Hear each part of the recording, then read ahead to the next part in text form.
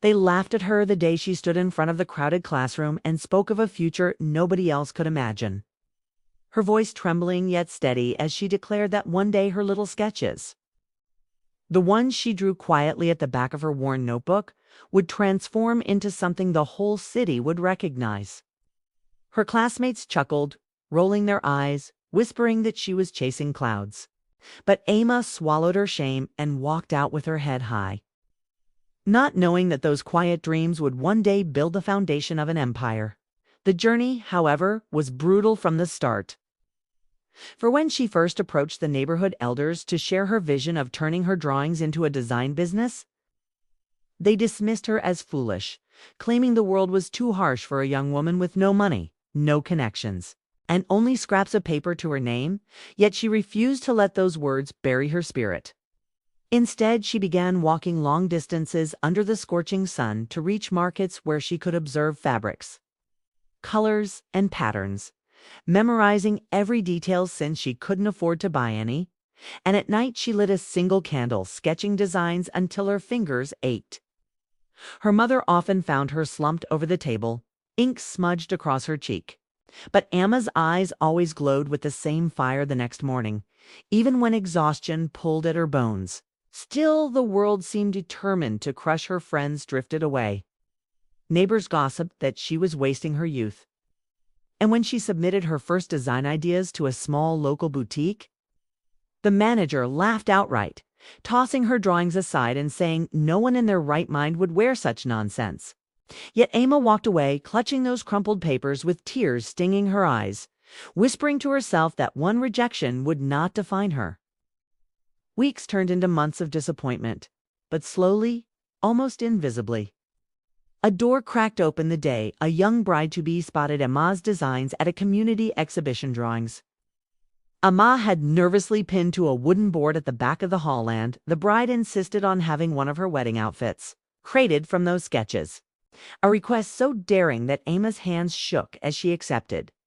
Terrified she would fail, but she poured her entire soul into the work, staying up countless nights stitching by hand, and when the wedding day arrived and the bride walked out shimmering in Ama's creation, the entire gathering fell silent, stunned by the originality, and then the applause erupted, echoing like thunder.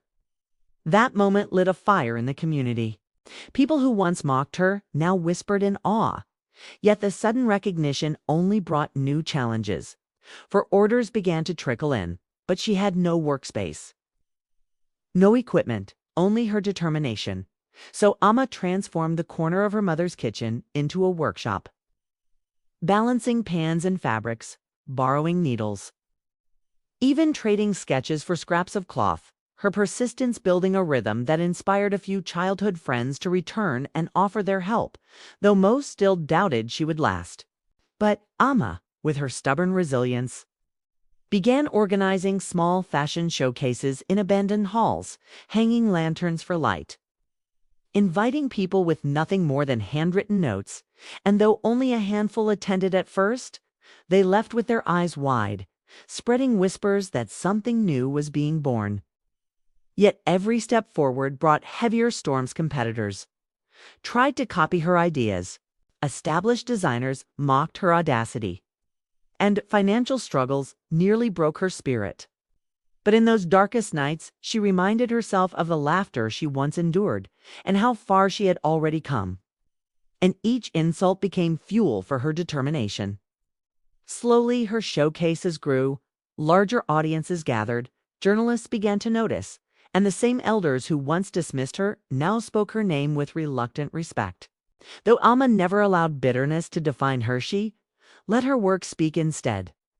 The real turning point came when an international buyer, visiting quietly during one of her modest shows, was captivated by the authenticity and courage woven into every piece.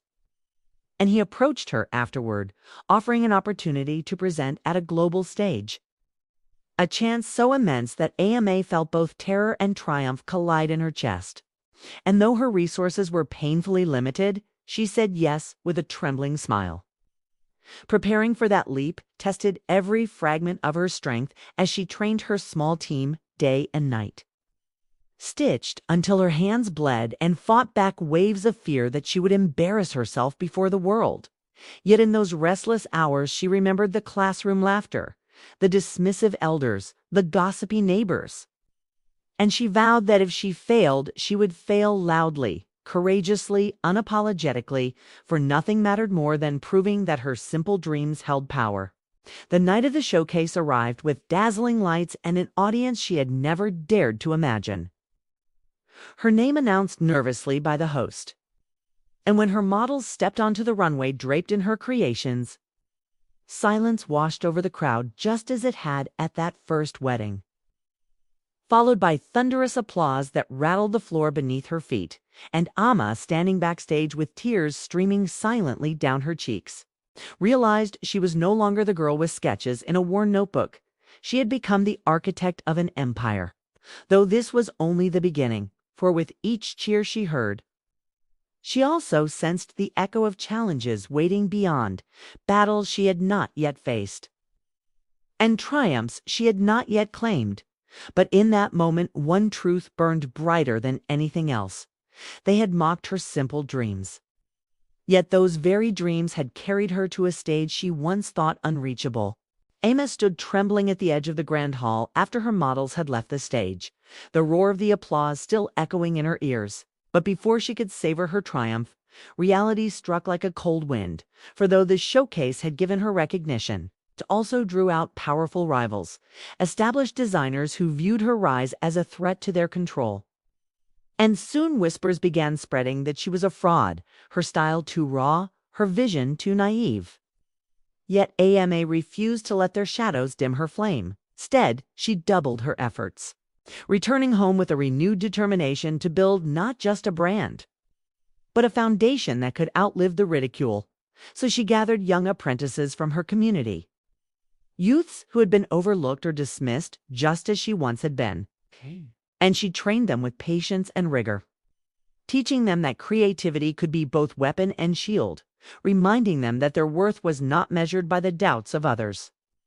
The workshop, once a tiny corner of her mother's kitchen, expanded into a bustling studio alive with laughter, arguments, late-night brainstorming, and the constant hum of dreams taking shape.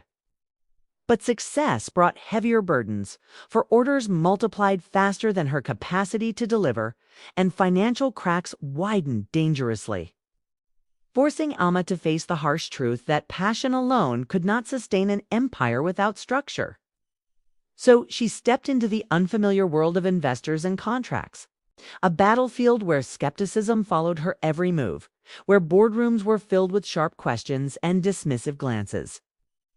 Yet Amma answered each doubt with a clarity carved from years of rejection, and though many doors still slammed in her face, one finally opened when a local entrepreneur, himself once ridiculed for daring to start small, saw his reflection in her story and invested, giving Ama the lifeline she needed to stabilize her dream.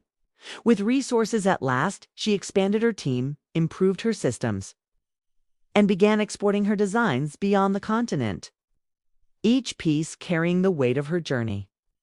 And with each milestone, her name became a symbol of defiance, of courage, of the audacity to dream. Yet Amma never allowed herself to grow arrogant, for she knew too well how fragile success could be. And she still carried the sting of those early laughs like scars that shaped her humility. Even at the height of her fame, she continued walking the narrow streets of her neighborhood, speaking to young dreamers, urging them not to let ridicule define their future. For she believed her empire was never meant for her alone, but for everyone who had ever been silenced by doubt.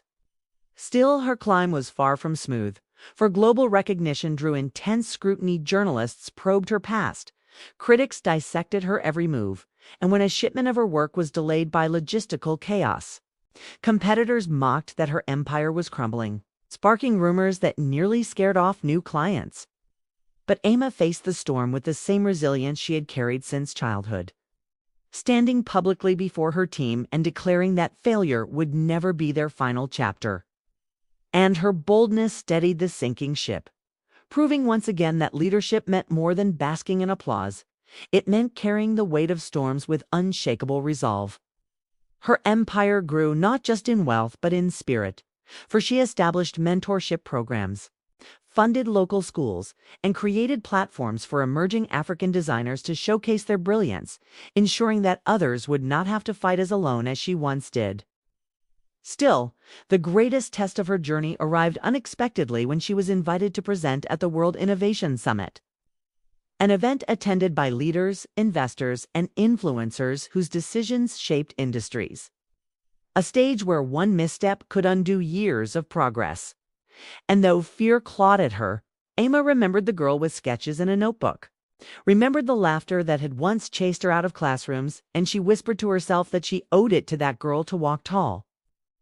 The summit unfolded like a dream, lights dazzling, cameras flashing, and when Amara took the microphone, her voice steady, though her hands trembled, she spoke not of wealth or fame, but of the journey of a young African woman mocked for daring to dream, of the resilience carved through countless rejections, of the empire built not from privilege but from grit. And her words pierced the hall with such sincerity that even the coldest investors leaned forward, listening as though their own forgotten dreams had been reawakened. When she finished, the silence was heavy, followed by a standing ovation that shook the room. And in that instant, Amara realized her empire was no longer just her business.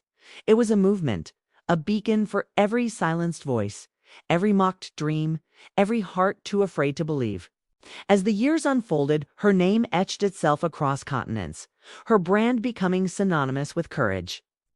And the very people who once dismissed her now taught their children her story. But Amara remained rooted, never forgetting the candlelit nights, the sting of rejection, the fragile beginnings in her mother's kitchen. She often returned to that very home, sitting quietly in the corner where it all began, whispering gratitude to the younger version of herself who had refused to surrender.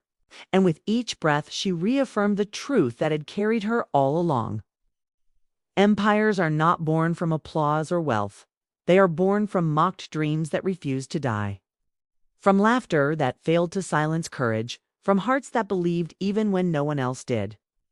And so Amara's legacy lived not only in fabrics and designs, but in the millions of dreamers who, upon hearing her story, found the strength to rise, to endure, to build, proving that when mock dreams are nurtured with relentless faith, they do not just survive, they transform into empires that echo across generations.